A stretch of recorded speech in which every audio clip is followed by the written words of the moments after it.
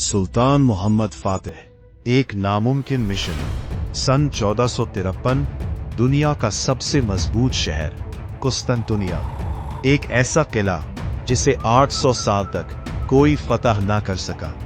बड़े बड़े बादशाह आए और नाकाम लौटे, लेकिन आज एक 21 साला नौजवान इस शहर के सामने खड़ा था। नाम था मोहम्मद बिन मुराद, जिसे दुनिया मोहम्मद फातेह के नाम से जानेगी।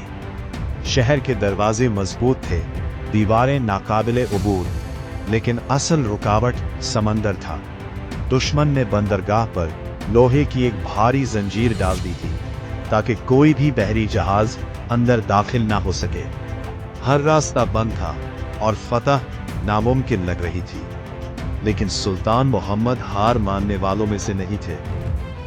उन्होंने अपने सिपह सालारों को बुलाया और एक ऐसा मंसूबा पेश किया जिसे सुनकर सब हैरान रह गए।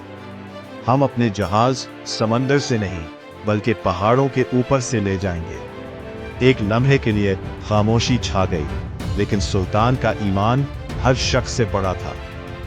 रात की तारीकी में एक अजीब मनाजिर शुरू हुआ।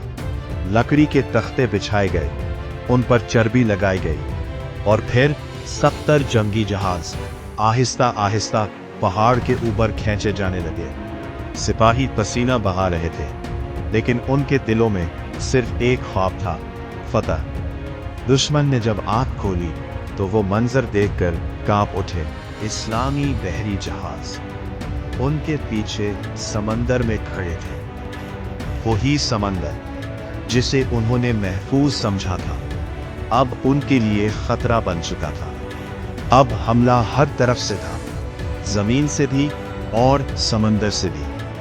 चंद ही दिनों में वो शहर फतह हो गया, जिसे दुनिया नाकाबिले तस्वीर समझती थी। मोहम्मद बिन मुराद अब सुल्तान मोहम्मद फातेह बन चुके थे। ये सिर्फ एक जंग नहीं थी, ये ईमान, हिकमत और हौसले की जीत थी।